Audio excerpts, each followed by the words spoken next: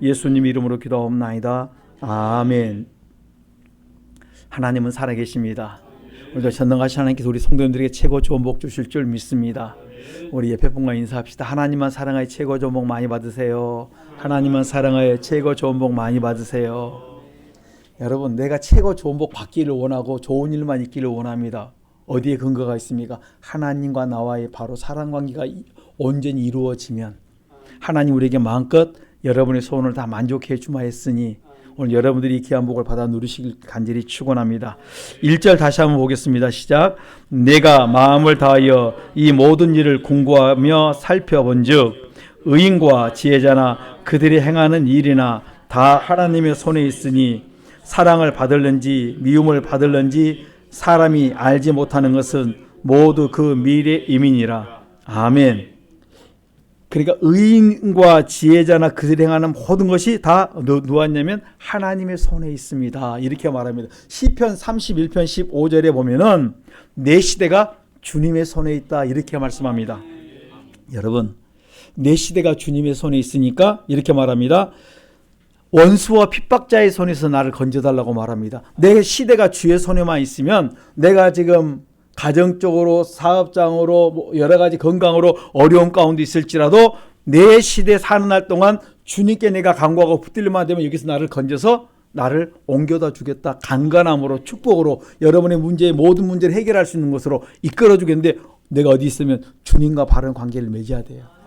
내가 주의 손에 있기만 하면 내 시대가 주님의 손에 있으니까 내가 주의 손에 붙들리만 되기만 하면 오늘 여러분의 그 모든 문제는 해결받을 줄 믿습니다.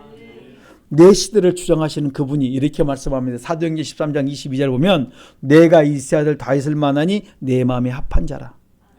내 마음에 합한 내가 그를 통해서 내가 원하는 것을 다 그를 통해 나타나고 이루기를 원한다는 거예요. 여러분, 하나님이 자기 마음에 합당한 자, 자기 마음에 꼭 드는 자를 통해서 내가 일을 베풀겠다고 했습니다. 한 시대에 모든 걸 휘어잡는 그 손이 어디 있냐면 사람 손에 있지 않고 여호와의 손에 있으므로 주의 손에 붙들림만 되기만 하면 그 다음에 여러분 인생은 뭡니까? 형통하다는 것입니다. 그래서 다윗의 모든 생애가 보면 처음에는 고난 속에서 허물과제를 끊었지만은 그가 뭡니까? 모든 그 사울 왕의 그 모든 것을 다 장악하고 그 시대의 모든 걸 다스리면서 뭡니까? 통합시켰던 사람이 누구냐면 바로 다윗이었습니다. 산전수전 다 겪었지만 결국은 뭡니까? 하나님이 그를 통해서 나타나는 역사를 보았다는 것이에요. 그렇다면 오늘 우리 성도님들이 나와 하나님과의 바른 관계 되어 있는가 그걸 보시자는 거예요. 내 시대 지금 이 시대를 살아가면서 내가 어리다 나이가 먹었다 젊었다 이런 것이 상관이 없어요. 주의 손에 붙들림만 되기만 하면 내 인생이 내 팔자가 핀다는 말씀입니다. 그래서 우리가 오늘도 내가 하나님의 손에 붙들리기만 하면 하나님이 나의 모든 길을 복되고 형통하게 끌어갈 줄 믿습니다. 제가 이 다윗을 보면서 이걸 보았습니다. 과연 다윗은 어떤 사람을 붙여줬는가? 하나님의 마음에 합하니까요. 누굴 붙여준 줄 아십니까? 주변에 사람을 붙여줬어요. 그 역대상 그 11장에 보면 다윗의 그 부하들이 나오는데 삼국지 저만가라예요. 우리 한번 역대상 보십시다. 역대상 11장 보면 그러니까 우리가 주의 손에 딱 붙들리면 되면 뭘 주시냐면 사람을 먼저 나에게 붙여주시고 또 사람도 붙여주시고 환경도 붙여주시고 모든 걸 다 이끌어주심을 볼 수 있습니다. 구약 11개상과 역대상에서 역대상 11장입니다. 페이지수로 627페이지인데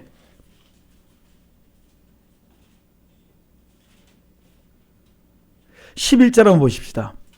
역대상 11장 11절 시작. 다윗에게 있는 용사의 수요가 이러하니라. 학몬 사람의 아들 야소부암은 30인의 두목이라. 저가 창을 들어 한때에 300인을 죽였고. 아멘. 몇 명을 죽였다고요? 이게 뭐예요?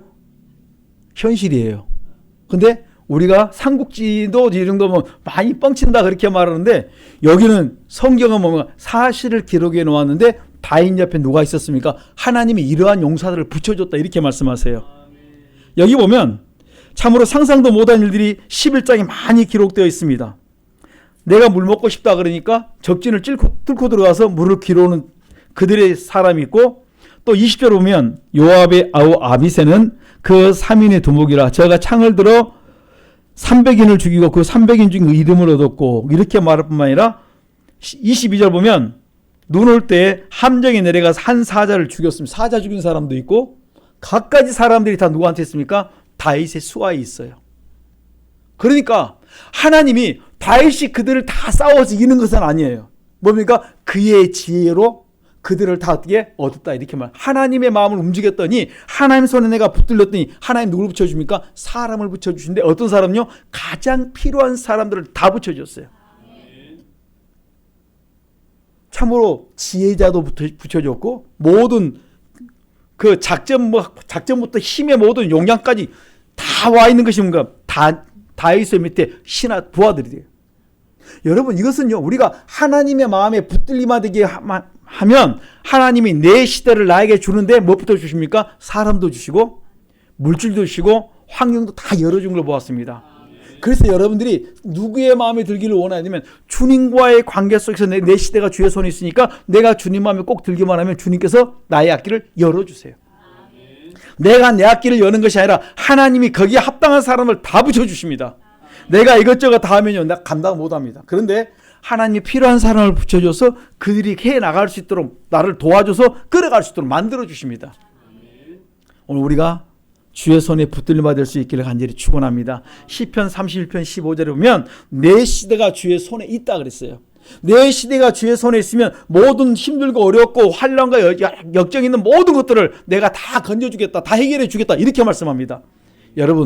여러분들이 여러분의 문제를 해결할 수 있는 것이 아니라 내가 주님 손에 붙들림받아 되기만 하면 그다음에 뭡니까? 오늘 내 인생은 다시 어때요? 새롭게 시작되고 새롭게 풀린다는 말씀이에요. 나와 주님과의 바른 관계가 맺고 있는지 오늘 그렇게 된다면 오늘 여러분의 손은 만족을 얻을 줄 믿습니다. 그래서 시편 5편 3절로 4절에 보면 주님은 죄악을 기뻐하지 않는다 그랬어요. 주는 죄악을 기뻐하지 않는다.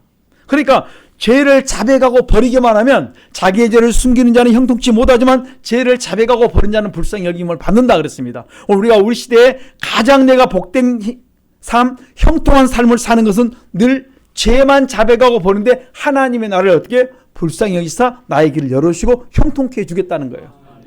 아니 죄를 하나님 뭘 좋아하시냐면 하나님과 나와의 관계는 회개예요. 내가 이런 잘못이 있습니다. 내가 잘못만 회개하면 뭐가 나타나면 창세기 1장 26절 28절에 하나님 형상이 나를 통해서 나타남이 있어요. 그러니까 하나님 형상이 나를 통해서 언제 나타나기를 원하시는데 그것이 뭡니까? 허물과 죄로 가요 있다는 말씀이에요. 허물과 죄를 찾아서 여러분들 계속 회개만 하는데 하나님 형상이 나타나시고 하나님 형상이 나타나면 하나님이 자기 닮은 우리를 기뻐하신다는 말씀이에요. 그리고 뭡니까? 축복합니다. 오늘 그런 놀라운 축복이 우리 속에 임하기를 간절히 축원합니다. 그래서 하나님 우리에게 뭘 원하시냐면 회개를 원하시는 거예요. 조상의 허물 가운데 내 죄로 인하여 더러워졌던 이 마음을 깨끗하게 씻었는데 회개되어지면 뭐가 합니까? 하나님 형상이 나타나고 하나님이 형상이 나타나면 창세기 1장 26절 28절에 약속되었던 지배하고 다스리고 정복할 수 있는 마음을 우리에게 주시고 그 모든 걸 이끌어갈 수 있는 은혜를 베풀어 주신다는 것입니다. 그래서 우리가 시편 5편 3절로 4절에 매일매일 아침마다 뭡니까? 우리가 소리를 우리 소리를 주님 앞에 아뢰을 때 하나님께서 우리의 소리를 들으시고 그 다음에 우리의 모든 문제를 해결할 줄 믿습니다. 여러분 죄를 버리는 사람들의 소리를 내가 아침마다 매일매일 내가 듣고 매일매일 내가 너희를 도와주리라고 하십니다. 오늘 이런 놀라운 축복이 우리 속에 임하기를 간절히 축원합니다. 그래서 9장 1절에 보니까 자 다시 한번 전도서 보십시다. 9장 1절에 이렇게 말합니다. 사랑을 다 하나님의 손에 있다고 말씀하시면서 그 다음에 사랑을 받을지 읽어봅니다. 시작.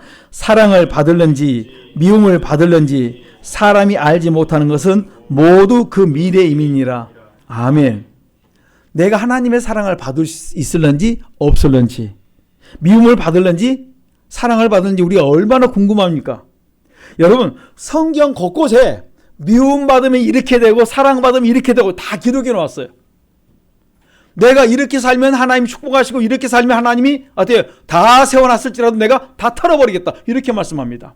하나님의 말씀대로 살기만 하면 내가 너의 인생길을 복되고 형통하도록 해주시겠고 너의 미래가 밝을 것이고 시간이 지나면 지날수록 의인의 길은 환하게 밝아지고 악인의 길은 시간이 가면 갈수록 캄캄해진다 이렇게 말합니다. 의인과 악인의 차이는 뭡니까? 잠언 4장에 보면 의인의 길은 갈수록 환해져요. 악인의 길은 뭡니까? 갈수록 캄캄해서 왜 걸려 넘어든지 깨닫지 못한다, 이렇게 말씀합니다.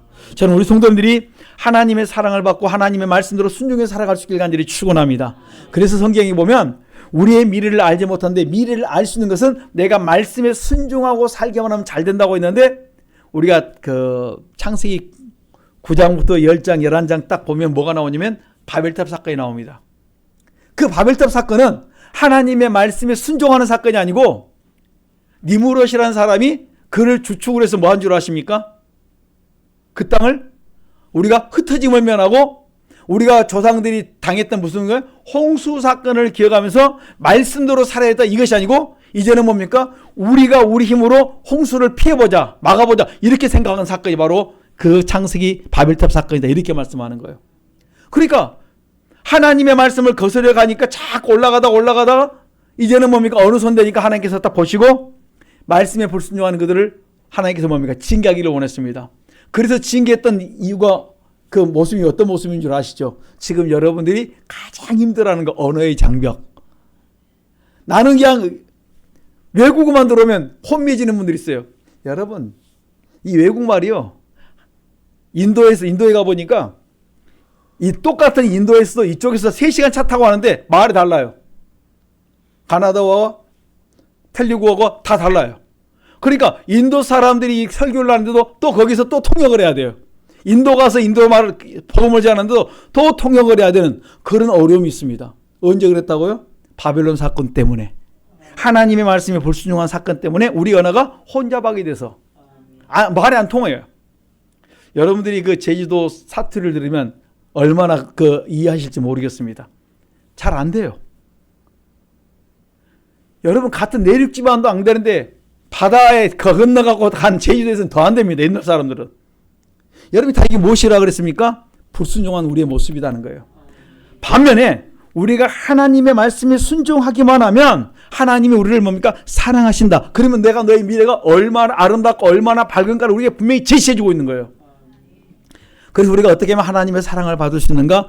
가장 쉽게 이렇게 말하면 로마서 14장 18절에 너희들이 그리스도를 섬겨봐라. 날마다 그리스도 표로 회개하고 날마다 사랑 안에만 거해봐라. 그러면 내가 너에게 하나님과 사람 앞에 칭찬받도록 내가 너희를 계속 축복해 주겠다, 이렇게 말합니다. 하나님 일마다 잘 되어서 하나님의 귀한 도우심 속에서 모든 것들을 풀어갈 수 있도록 만들어 주시겠다는 거예요. 여러분, 이것처럼 쉬운 게 어디 있습니까? 다른 걸 원하는 것이 아니라 회개만 해봐라. 그리스도를 섬기기만 해봐라. 그러면 내가 어떻게? 내가 너희의 칭찬받는 인생을 만들어 주겠다. 잠언 3장 3절로 4절에 보면 인자와 진리로 내 목에 물며 내 마음판에 새기라. 남을 용서하고 그 다음에 진리를 따라 살고 순종하기만 해봐라. 그러면 하나님과 사람 앞에 은총과 귀중히 받도록 내가 만들어 주겠다. 여러분, 어려운 게 아니에요. 히브리서 11장 보면 믿음 있으면 하나님을 기쁘시게 하고 믿음 있으면 하나님의 사랑을 받고 하나님의 그를 통해 나타내겠다 있습니다. 하나님의 사랑은 이미 가리워 있지만은 우리에게 이렇게 살면 너 인생이 뭡니까? 복되고 형통하다. 오늘 우리가 그 길을 걸어갈 수 있길 간절히 축원합니다. 마태복음 8장 10절에 보면 예수님께서 백부장을 너무너무 기뻐하세요. 그의 믿음을 축복하십니다. 오늘 우리 속에 뭐가 문제냐면 내 속에 말씀을 찾아가지고 하나님이 기뻐하는 길을 내가 가다가 어느 순간 되면 뭐예요? 타협을 해요. 그 다음에 타협하고 난 다음에 뭐 한 줄 아십니까? 자기한테 유익하면 내가 순종하고 내가 계산해서 내가 손해볼 것 같으면 순종을 버립니다. 그래서 우리 인생이 가다가 보니까 자꾸 깨버려서 내가 그 바른 길을 가다가 내가 다 어떻게 가는 길을 굽혀버리는 거예요. 저는 우리 성도들이 좀 이 길을 좀 바보처럼 하나님의 말씀에 순종하고 좀 따라가 보십시다. 그러면 반드시 기적은 일어나는데 내가 꼭 가다가 내가 어떻게 계산해요. 그리고 내가 자꾸 뭡니까? 내 생각을 집어넣습니다. 그리고 내가 내 인생을 내가 어떻게 망칩니다. 여러분, 우리 제발 그리고 난 다음에 왜 내 팔자가 이런가 하소연하지 마시고 오늘도 우리가 말씀을 따라서 그 길을 걸어갈 수 있기를 간절히 축원합니다. 여러분, 우리가 잘 되는 길이 있습니다. 하나님의 뜻만 쫓아가면 잘 되는데 그게 뭔 줄 아십니까? 데살로니가서 5장 18절에 보니까 뭐 하시라고요? 범사에 감사해라. 매일매일 원망 나올 모든 것들을 뭘로 바꿔라? 감사로 자꾸 바꿔라. 하나님, 이 소리가 왜 들립니까? 내가 뭘 감사해야 됩니까? 무엇을 회개하니까 감사로 바꿀 수 있으면 자꾸 물어보라는 거예요. 저는 우리 성도님들이 내 속에 원망고평이 가득한데 왜 원망고평이 가득하냐면 내 마음대로 안 됐다고. 내가 지금 내 수중에 10억이 있어야 되는데 지금 얼마밖에 없다고 1억밖에 없다고 내가 원망고평할 수 있고, 내가 지금 고기를 먹어야 되는데 내가 지금 채소 먹는다고 지금 원망고평하고, 내가 자가용을 타야 되는데 좋은 걸 못 탄다고 원망고평하고, 좋은 집을 못 산다고 화장실이 3-4개는 있어야 되는데 그렇게 못 산다고 원망하는 사람이 있어요. 사람들은요 가면 갈수록 뭐예요? 원망하고 불평합니다. 하나님 이렇게 말씀합니다. 범사에 감사만 해라. 감사할 때 내가 너에게 영광 돌릴 수 있는 좋은 일들 계속 베풀어 주겠다고 말씀했습니다. 감사할 때 기적을 베풀어 주는데 내 속에 원망과 불평이 계속 뭐합니까? 내 인생길을 내가 굳게 한다는 거예요. 잠언 19장 3절에 너희들이 원망 불평하면서 내가 내 인생을 굳게 하는데, 자꾸 누구 탓을 합니까? 다른 사람을 탓해요. 남의 것이 그들의 보이는 것마다 그들의 탓이 아니고 다 그것이 나의 거울에서 내 탓하라는 말씀이에요. 그럼 내 탓하고 내가 그것을 가지고 회개 기도할 때 내가 내 인생을 하나님께서 펴주겠다 이렇게 말씀합니다. 여러분, 우리 율법은 뭐랍니까? 율법은 죄를 깨닫는 거예요. 거울은 내 모습을 보는 거예요. 깨달았으면 그 다음에 뭡니까? 씻는 거예요. 마치 율법은 뭡니까? 자기 죄를 깨달았으면 내가 내 죄를 그리스도의 피로 씻는 거예요. 이 그리스도의 피로 씻는데 첫째 깨달았으면 그 다음에 하나님 편에 내가 이렇게 잘못했다 그리스도의 피로 지우고, 내 속에 나온 이 죄가 있다고 그리스도의 피로 지우고 감사할 때 하나님께서 우리 인생을 갖다가 굽혔던 것들이 갑자기 풀리기 시작하고 형통한 길이 열린다 이렇게 말씀합니다. 어려운 게 아니에요. 너무 쉬운데 내가 그 길을 갖다가 다 막아놨다 묶어놨다 이렇게 말씀해 주는 것입니다. 저는 우리 성도님들이 이 복된 길 걸어갈 수 있기를 간절히 축원합니다. 감사로 제사를 드리는 자가 하나님께 영화롭게 한다 이렇게 말합니다. 시편 50편 23절에 보면 우리가 감사로 하나님께 제사를 드리며 하나님께 영광 돌릴 수 있는 삶을 살 수 있기를 간절히 축원합니다. 이사야 43장 21절에 보면 하나님은 우리가 찬송할 때 기뻐하세요. 이 백성은 나의 찬송을 부르기 위해 지었다고 말씀했습니다. 여러분 뭐 하시자고요? 찬송하시자니까요. 우리의 삶 속에 기도와 찬송이 끊어지지 않기를 간절히 축원합니다. 그러니까 사도행전 16장 보면 찬양할 때 어떤 역사가 일어났습니까? 바울과 실라가 억울한 일로 감옥에 갇혔는데, 복음 전한 일 때문에 감옥에 갇혔는데 하나님께서 찬송할 때, 기도와 찬양할 때 옥새문을 풀어주시고 문도 다 열어주시고 기적을 베풀어 주십니다. 여러분, 그런 역사가 그 한순간에 끝난 것이 아니라 지금도 여러분 마음에 빗장이 묶여있는 이 모든 것들을 풀 수 있는 것이 뭡니까? 찬송할 때 내 심령에 나오는 찬송을 통해서 지금 여러분의 답답한 심령, 지금 묶여있는 것, 질병들, 여러 가지 문제들이 찬양을 통해서 얼마든지 풀어줄 수 있다 이렇게 말씀합니다. 저는 우리 성도들이 가져왔던 문제들이 이 시간 찬양을 통해서 풀어갈 수 있기를 간절히 축원합니다. 여러분, 우리가 하나님이 기뻐하고 하나님이 우리를 사랑할 수 있는 것은 히브리서 13장 16절에 보면 선을 행하며 나눠주는 삶을 살 때 하나님 우리를 기뻐하세요. 저는 우리 성도들이 말씀을 따라 좀 생활했으면 좋겠습니다. 내 중심에 맞추지 말고 항상 뭡니까? 내 배에 내 모든 창고에 내 통장에 가득할 때 그 다음에 내가 일을 하려. 여러분 죽어도 못합니다. 우리는 만족을 못해요. 언제 할 수 있습니까? 내게 주어진 그때그때마다 감사하고 이웃을 향해서 마음을 열고 손을 베풀 때 여러분들이 그 선을 행할 수 있습니다. 그럴 때 하나님이 우리의 미래를 밝게 해주겠다. 그러니까 여기 보면 사랑을 받을지 미움을 받을는지 사람은 알지 못하는 것은 모두 그의 미래입니다. 그런데 이 사랑을 받을 길을, 미움을 받을 길을 성경은 다 제시해 놓았는데 누가 할 수 있습니까? 우리가 말씀대로 순종해 살면 알 수 있다 이렇게 말씀하는 거예요. 저는 우리 성도님들이 알지 못하는 데서 모든 거 이렇게 하지 마시고 성경에 다 제시해 놓았다. 여러분들이 회개할 때 눈이 열려서 보이고 들려요.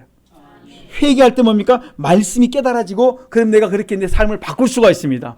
오늘 그런 놀라운 축복이 우리 속에 임하기를 간절히 축원합니다. 그래서 우리가 우리 앞에 있는 그 미래, 보여주지 않는 그 미래 때문에 걱정하는 것이 아니라 오늘 우리가 하루하루를 순종해 나갈 때 그 미래가 내 앞에 밝아질 줄 믿습니다.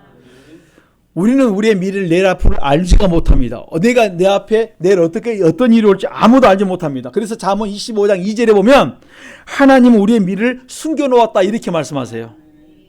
여러분, 한 치 앞을 알지 못해요. 만일 여러분들이 1시간 앞만 전만 알면요, 여러분 떼부자 될 수 있어요. 그러시죠? 여러분들이 모든 재앙도 다 피해갈 수 있습니다. 하나님 다 가리워놨어요. 그럴 것이다 꿈만 보여줘요. 아, 오늘 이상한데? 오늘 무슨 안 좋은 일이 있을런가 보다. 그러고 그날 뭐 합니까? 꿈자리 사나오면 뭐 어디 가지 말라 그래요? 저 바닷가에 살면 야, 오늘의 꿈자리 사놨다. 아버님 어머님이 뭐예요? 바닷가 가지 마라. 또 용한 그 사람들 만나면 뭐예요? 점쟁이들 만나면 올해 물 조심하세요. 바닷가에 사는 사람이 물 조심하라면 어디 가지 말라는 소리예요? 수영장 가지 말라는 소리예요. 바닷가에. 그럼 또 그분들은 또 그 말을 철석같이 믿어요. 그리고 바닷가에 못 가게 합니다. 그러면 숨어서 다 가요. 아예 오면서 가방 옆에다 놔두고 바닷가에 들어갔다 뛰었다가 다 그다음에 거기서 옷 다 밖에서 말라 가지고 집에 들어옵니다. 여러분, 이건요 어떻게 할 수가 없는 거예요. 여러분, 우리가 한치 앞을 모르기 때문에 사람들은 막 겁에 떨고 있는데, 내가 가장 아름다운 삶을 살 수 있는 하나님이 다 숨겨놓았는데 말씀대로 순종해 살기만 하면 하나님 우리에게 복된 길로 이끌어 가겠다는 말씀이에요. 그러니까 우리의 미래를 걱정하는 자가 아니라 우리는 미래를 주님께 맡기고 오늘 하루하루 주어진 시간과 삶 속에서 감사하며 나가야 될 줄 믿습니다. 다니엘 3장에 보면 사드락과 메삭과 아벳느고가 뜨거운 그 우상 숭배하지 않는다고, 신상에 절하지 않는다고 뜨거운 풀무 속에 들어가게 되었습니다. 옆에 사람이 참소해갖고 꼼짝없이 불 속에 들어가게 되었는데, 야, 너희들 불 속에 들어가면 내가 더 높여주마 이러겠으면 얼마나 좋겠습니까? 아무 말씀 안 해주세요. 그냥 글 속에 어때요? 너희들이 우상에 절하지 않기 때문에 너희는 믿음 때문에, 신앙 때문에 뭐 한다고? 죽게 돼 있다. 들어가라 말씀합니다. 그냥 순종하고 가는 거예요. 그런데요, 하나님께서 미래를 보여주지 않았는데 순종해 나갔더니 뭐가 열립니까? 불에서 건져 나오고 모든 사람들이 우러러보는 대상이 되었고, 야, 사드락과 메삭과 아벳느고 건들면 우린 죽는다. 그걸 선전포고했고, 그 다음에 그의 대적자들은 내가 산산히 깨겠다고 하나님 우리에게 약속의 말씀을 주십니다. 나는 순종만 하는데 미래를 내가 알지 못하는데 뭐 합니까? 오늘 하루하루를 내가 감사하면서 말씀에 순종해 나갈 때 하나님께서 그 놀라운 복을 더해 주심을 알 수가 있습니다. 다니엘서 6장도 마찬가지입니다. 다니엘을 대적한 사람들, 다니엘을 모함하기 위해서, 다니엘을 죽이기 위해서 가장 높은 우두머리 3명 있는데 그 중에 으뜸이 누구냐면 3명 중에 다니엘이 총리입니다. 총리에서 리더입니다. 근데 그를 깎아내리려고 하는데 털어보니까 아무것도 안 나와요. 어떻게 하면 내가 그를 함정에 빠뜨릴까 생각하다가 30일 동안 왕 외에, 왕을 그들은 보통 옛날에 뭐합니까? 신으로 섬깁니다. 왕 외에 다른 신이나 다른 사람에게 절하거나 기도하면 사자굴 속에 집에 넣겠다고 그 옆에 신하들이 간신하면서 별걸 다 해가지고 도장을 딱 찍게 만들었습니다. 알고 보니까 함정에 빠진 줄 알았어요. 이게 다니엘을 죽이기 위한 함정을 깨달았습니다. 가장 신뢰받는 사람을 갖다가 잃게 생겼습니다. 그리고 자기가 찍었던 그 사건 때문에 다니엘을 사자굴 속에 넣었습니다. 여러분, 여기까지 보면 끝장난 거예요. 우리의 미래는 우리가 알 수가 없는 것입니다. 모함했던 사람들이 뭐해서 자기들끼리 할렐루야 하고 박수치고 놀았을 것입니다. 그리고 그들은 축배의 잔을 들고 야단쳤을 것입니다. 그런데 그 다음날 아침 새벽에 가보니까 다니엘은 여전히 뭡니까? 살아있었고 그가 당당히 걸어 나옵니다.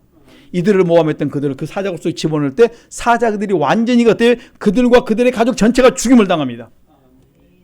여러분, 우리는 미래는 알 수 없지만 하루하루 말씀에 순종해 살아가면 하나님이 지키시고 보호하시고 축복의 주문을 알 수가 있습니다. 저는 우리 성도님들이 내가 미래는 알 수 없지만 뭘 알 수 있어요? 오늘 내게 주어진 일에 대해서 내가 감사할 수 있지는 않겠습니까? 하나님의 말씀을 내가 붙들고 살다 보니까 내가 하나님이 무엇을 기뻐하시고 무엇을 할 때 하나님이 사랑하신 걸 알기 때문에 그 길을 걸어가는 거예요. 우리가 잘 알듯이 사무엘하 17장 27절 29절 17장부터 19장까지 보면 압살롬에 의해서 도망갔던 다윗이 힘들고 어려울 때 뭘 가져갑니까? 바르실레가 침대도 가져가고, 요즘 말하면 침대, 세숫대야, 그 다음에 우리 집에 있는 모든 불고기, 최근에 우리가 좋아했던 육포부터 해갖고 쫙 이렇게 막 그냥, 여러분, 간식에 좋은 거 다 갖고 왔습니다. 부자가, 자기의 마지막 80대 부자가 자기가 벌어놓았던 그 재벌이 자기 털어가지고 다윗을 잘 섬깁니다. 그런데 조건 물어보고 당신이 회복되면 나를 뭘 해달라는 것이 아니라 80대 내가 인생을 살아보니까 아무것도 아니거든요. 그러니까 자기 있는 거 가지고 베풀어서 그를 섬기는 거예요. 전쟁을 이제 압살롬이 그 아버지를 그 왕위를 탄압하고 자기가 그 자리에 가려고 했는데 하나님 은혜로 압살롬을 그 모든 반역을 진압하고 난 다음에 그가 왕이 다시 다윗 성으로 복귀할 때, 다시 자기 성으로 들어가려고 할 때 바르실레를 만나게 됩니다. 그가 가는 길 마지막 배웅해 드리려는데 같이 가자고 말합니다. 나는 나이가 먹어서 이 고향에서 마지막 인생을 끝내겠다. 여기서 끝내겠다는 것입니다. 꼭 가자고 말합니다. 전 그러면 그냥 내 아들 데리고 와서 좀 나처럼 잘해달라고 부탁을 합니다. 그랬더니요, 그 아들 기맘이 누구랑 겸상한 줄 아십니까? 다윗 왕과 겸상을 하고, 그뿐만 아니라 또 그다음에 누구예요? 아버지가 바톤 타치해가지고 유언으로 솔로몬과 겸상하도록 만들어 놓습니다. 최고의 지혜자. 그리고 많은 사람이 솔로몬의 그 말 한마디 들으려고 사람들이 자기 나라에서 좋은 거 바리바리 싸가지고 다 왔는데 거기에 보면 누가 있습니까? 그냥 기맘은 앉아서 다 누리는 거예요. 세계 돌아가는 걸 다 보게 만들어 놓았습니다. 뭐 하나 때문에? 하나님이 기뻐하는 선을 행하는 그 한 사건 때문에 하나님이 상상도 못한 축복을 받게 됐습니다. 이것이 바르실레의 사건이 아니고 오늘을 살아가는 우리에게 주어지는 하나님의 축복이라는 것이에요. 너희들이 이렇게 살아라. 성경 기록해 놓은 것이 나와 상관없는 것이 한마디도 없어요. 다 내게 주었는데 내가 그것을 안 지키고 살았을 뿐이에요. 분명히 지켰으면 넘치는 축복이 임한다는 거예요. 그러니까 우리는 미래를 알지 못하기 때문에 뭘 쫓습니까? 내 욕심에 따라 움직이고 내 계산에 따라 움직이니까 내게 뭐 없어요? 축복이 없는 거예요. 왜 내가 복을 심었는데 안 오냐면, 왜 나는 심었는데 욕이 오냐면 뭔가 거기에 뭐 있어요? 내 속셈이 있어요. 보이지 않는 함정이 내가 거기다가 놓아뒀어요. 그런 내가 거기에 빠지니까 나는 잘한다고 했는데 욕만 먹습니다. 여러분, 진실한 사랑에는 욕이 안 와요. 오해는 있을지언정 조금 이따 다 풀립니다. 그리고 더 존경하게 됐습니다. 그런데 뭐는 그래요? 계산하고 내 속셈을 가지고 달라붙었더니 세상도 알아요. 아, 저 사람이 이 정도 하겠구나. 그러면 내가 다음에 그 사람 오니까 나보다 한 수 더 떠요. 두 수 더 뜹니다. 그리고 나를 어떻게 합니까? 완전히 바닥을 쳐놓습니다. 그리고 사람들은 한 맺힌 마음을 평생을 가지고 살다가 죽습니다. 여러분, 우리 이러한 인생 살지 마시고 우리가 바른 인생 살아갈 수 있기를 간절히 축원합니다. 주님이 언제 오실지 우리 아무도 몰라요. 미래이기 때문에. 그러나 반드시 그날은 곧 속히 온다, 이렇게 기록해 놓았습니다. 그럼 오늘 우리가 깨어있는 성도님 되시길 간절히 축원합니다.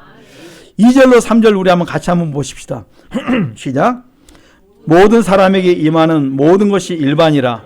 의인과 악인이며 선하고 깨끗한 자와 깨끗하지 않은 자며 제사를 드리는 자와 제사를 드리지 아니하는 자의 결국이 일반이.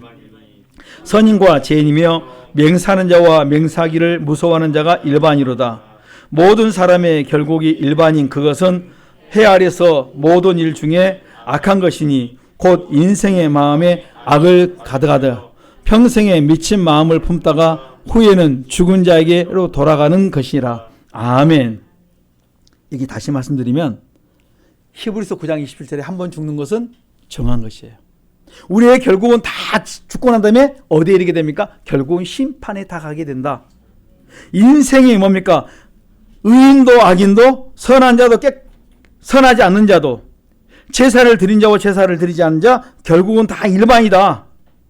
선인과 죄인임의 맹사한 자 맹사하지 않는 무수하는 자가 다 일반으로 마지막은 다 죽는다. 여러분 꼭 기억하십시오. 죽으면 끝이 아니라 그 다음에 뭔 일이냐면 마태복음 25장 46절에 보면 어떤 사람은 영생에 어떤 사람은 영벌에 간다, 이렇게 결론을 지어놨어요. 다 결국은 똑같이 죽는 건 그들이 다 볼 때 우리의 육의 눈으로 볼 때 모든 사람이 다 죽어서 끝난 줄 알았어요. 여러분, 끝난 것이 아니라 영생의 시작이에요. 영혼의 시작입니다. 내가 죽고 끝나면 그냥 그 사람들은 끝인 줄 아세요. 아니에요. 죽으면 그 다음에 영원한 생명의 시작이 뭡니까? 여러분들이 알지 못한 새로운 세계가 시작되는 거예요.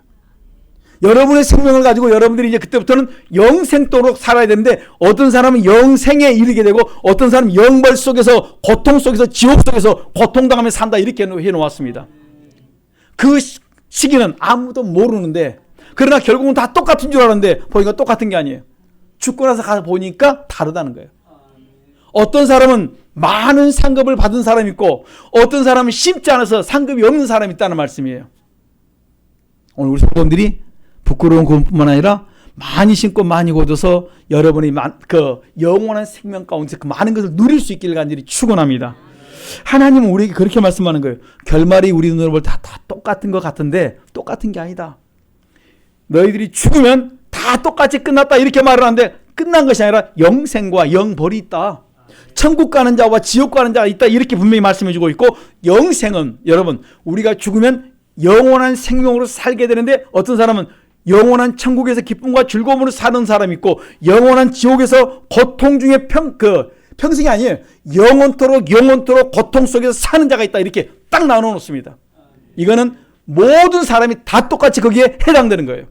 사람은 다 죽는데 우리 눈에 볼 때는 똑같은 것처럼 보일 뿐이지, 그 다음에 죽고 난 다음에 결국의 마지막 다음에 또 새로운 시대가 열리는데 영생과 영벌로 나누어집니다. 천국과 지옥의 인생으로 죽고 나면 여러분들이 여러 모습으로 다시 태어나는 거예요.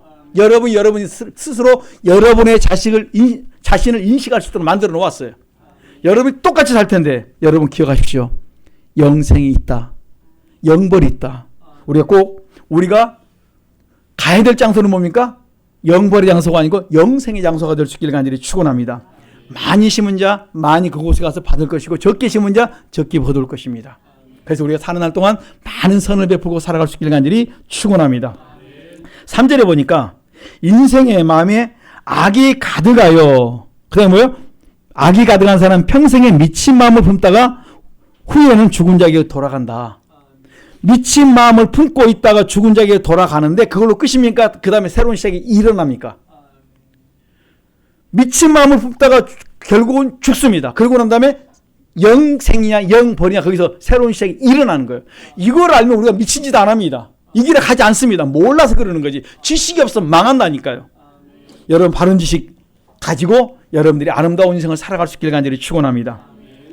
여러분 마음의 악을 그리스도의 표로 회개하지 않으면 어떻게 살면 우리가 어리석게 산다.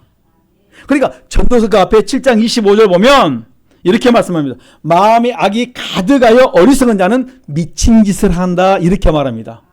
여러분 누가 미친 짓을 한 줄 아십니까? 마음의 악이 가득한 자가 미친 짓을 해요. 그 미친 짓이 강도에 따라 다릅니다. 그 모습이 미친 짓이 이 앞에 또 보면 가끔 보일 때가 있어요. 길에 가다가 갑자기 막 소리 지르는 사람이 있어요. 교회 있다 보면 제 상가지역이라 옆에 뒤에 보면 뭐가 있는 줄 아세요? 거기 술 먹고 나오면 거기서 고래고래 소리 지르는 사람이 있어요. 싸운 사람도 있고 다양합니다. 근데 완전히 하이소프라노예요. 어떤 사람은 또. 그러니까 밤 늦은 시간에 남자만 미친 것이 아니고 여자도 똑같이 미쳐서 그 시간에 다들한테 발광을 하는 겁니다. 뭐가 가득해서요? 내 마음에 악이 가득하니까. 이 악을 풀지를 못하니까 미친 마음을 풀지를 못하니까 미친 마음을 어떻게 풀기 위해서 소리 지르는 것이 뭡니까? 그들의 모습이에요.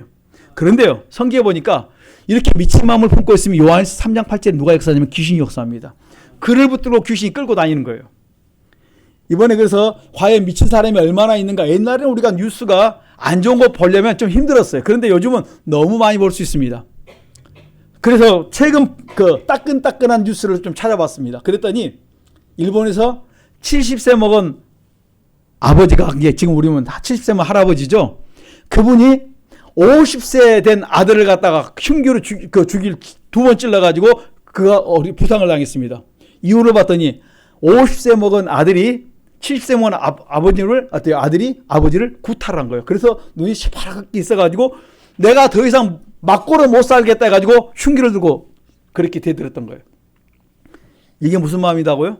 내 속에 미친 마음이 있는 거예요. 부모님을 못 알아보고 또 자녀가 그러면 또 어떻게 할 줄 모르니까 그냥 그때 같이 뭡니까? 악을 행하는데 두 사람 다 미친 마음 미친 생각이 들어오니까 다 똑같이 악을 행했다 이렇게 말합니다. 미국 그 총기 사건을 보았습니다. 그러면 우리 한국은 총기가 없지만은 거기는 미국 총기가 있으니까 어떻게 하는가 봤더니 최근 10일 동안에 묻지마 폭행처럼 묻지마 총기 사건이 5건이나 발생했다 이렇게 말합니다. 최근 사건이에요. 10일 안에. 2024년에 한번 다시 한번 보았습니다. 그랬더니 기록을 보았더니 2024년에 6만 건 이상 총기 사건이 나왔다. 그리고 하루 계산해 보니까 약 100건 이상 총기 사건이 미국에 매일 있어요. 100건. 여러분 미국에 걸어다닐 때 조심히 다녀야 됩니다. 뭘 다 끼고 다니셔야 돼요? 방탄조끼 입고 다니셔야 돼요. 하루에 100건 정도. 이게 2024년 그 통계의 모습이에요. 그래서 이 총기 사건으로 죽은 사람이 작년에 277명이었고 1132명이 부상을 당했다. 이렇게 기록이 나온 걸 보았습니다. 여러분 이거 전쟁하고 똑같은 거예요. 지금 보이지 않는 전쟁처럼 수많은 사람이 죽고 다치고 그랬다는 말씀이에요. 전쟁이 일어날 때는 피하기를 하지만 그냥 가다가 그냥 순간에 뭔가 미친 마음을 가지고 미친이 되어버리니까 사람들이 그 다음에 많이 어려움을 당합니다. 여러분 여기서 보호받을 길이 어디 있겠습니까?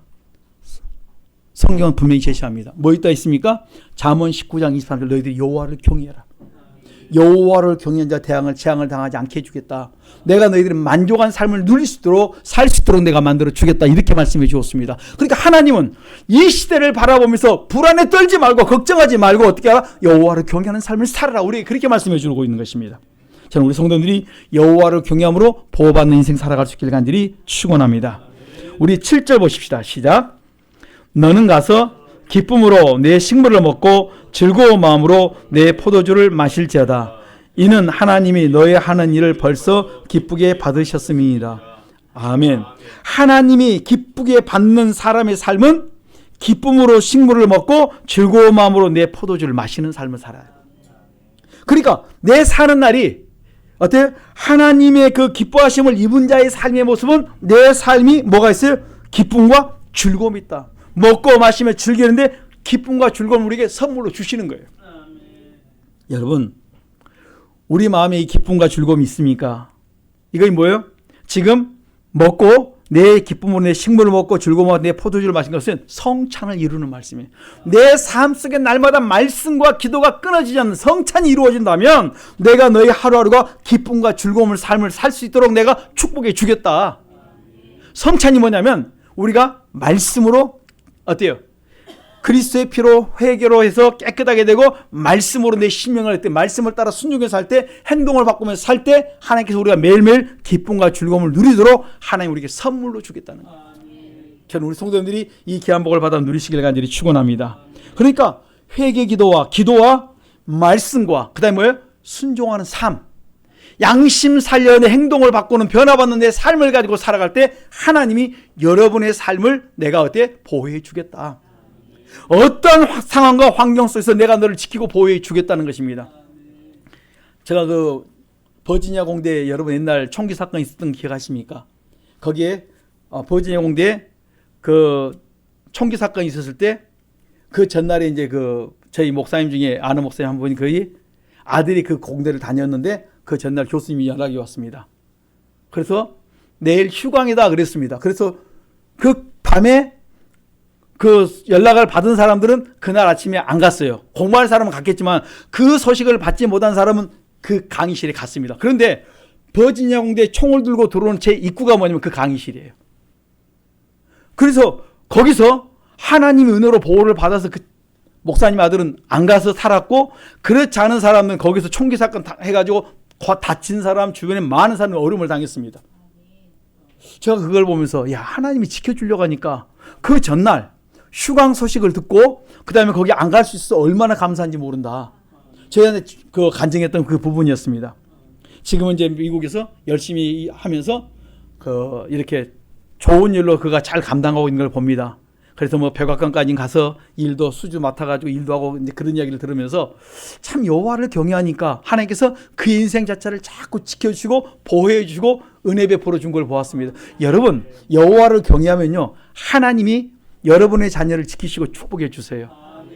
제가 그래서 우리 목사님들하고 하다가 참 그 아들 순했습니다. 참 좋았습니다. 하여튼간 뭐 하나님께서 가는데요 얼마나 놀랍게 축복한지 몰라요.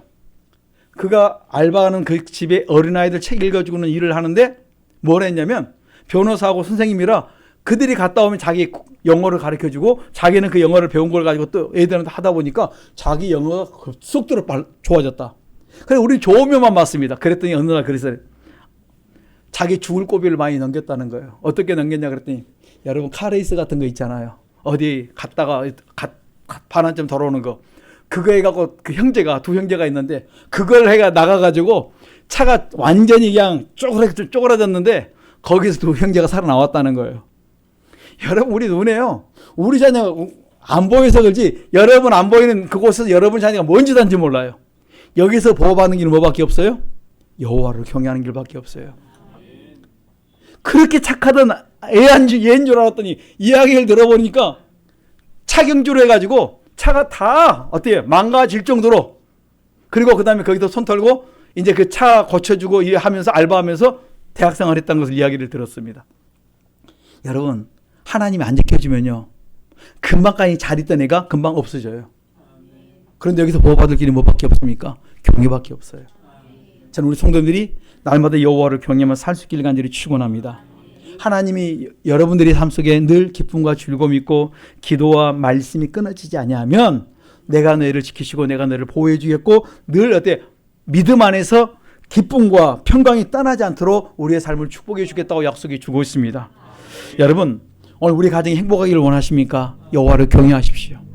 경외할 때 잘 되고 복될 줄 믿습니다. 잠언 15장 17절에 보면 채소를 먹으며 서로 사랑하는 것이 살찐 소를 먹으면서 미워하는 것보다 낫다, 이렇게 말씀했습니다.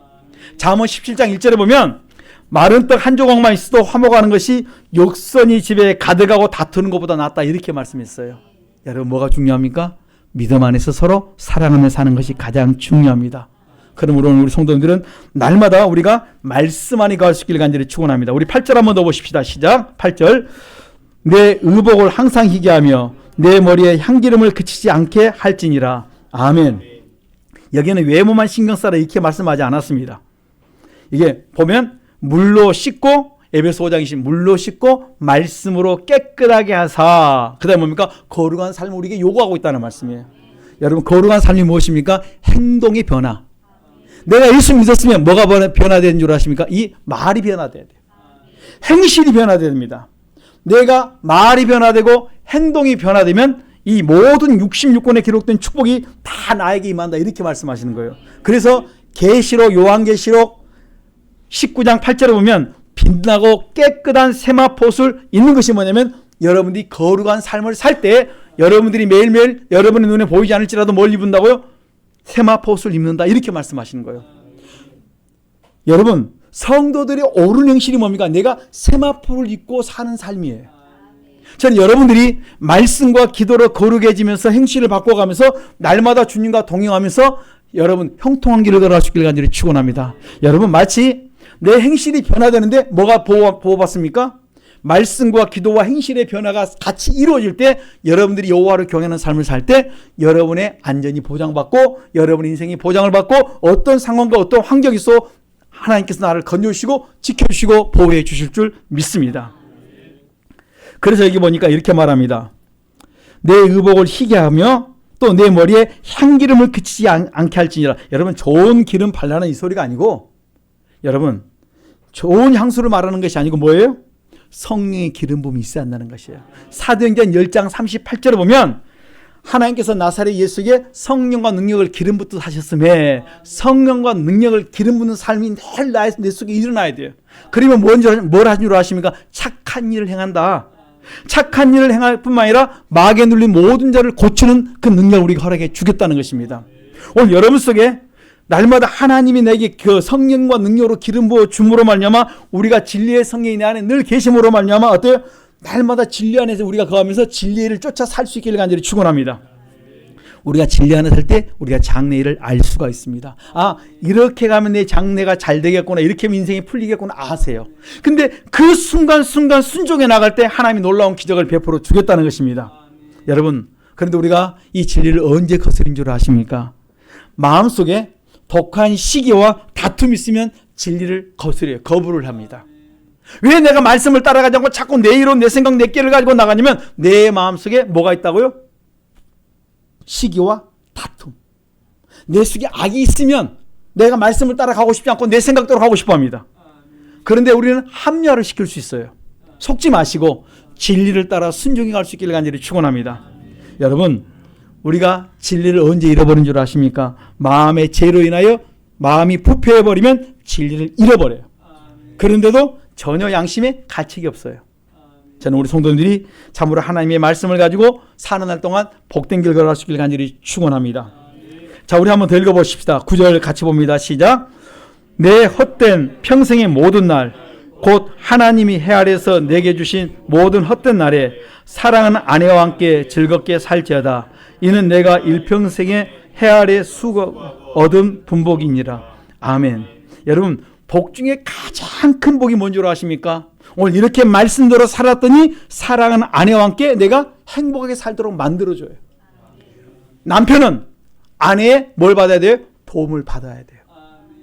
남편은 아내를 어떻게? 사랑하라. 이렇게 살 때 우리 가정이 만족합니다. 다시 말씀드리면 남편은 아내의 도움을 받고 남편은 뭡니까? 그 도움을 받을 때 내가 아내를 더 사랑할 수 있게 되고, 그 다음에 남편은 아내를 괴롭히지 말고, 그 다음에 뭡니까? 사랑해 주되 내 몸처럼 사랑하라. 이렇게 말씀합니다.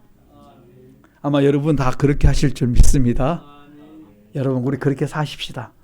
혹시 이거 뭔가 내가 걸려 있거든? 뭐 하시자고요? 내가 아내한테 뭘 지금 잘못하고 있는가? 내가 아내의 어떤 부분을 괴롭히고 있는가? 우리 깨닫고 회개하시고, 또 아내는 남편을 어때요? 사랑하고, 그 다음에 뭡니까? 잘 도와야 되는, 내가 뭘 잘못 도와서 내가 내 남편의 마음을 불편하게 하는가?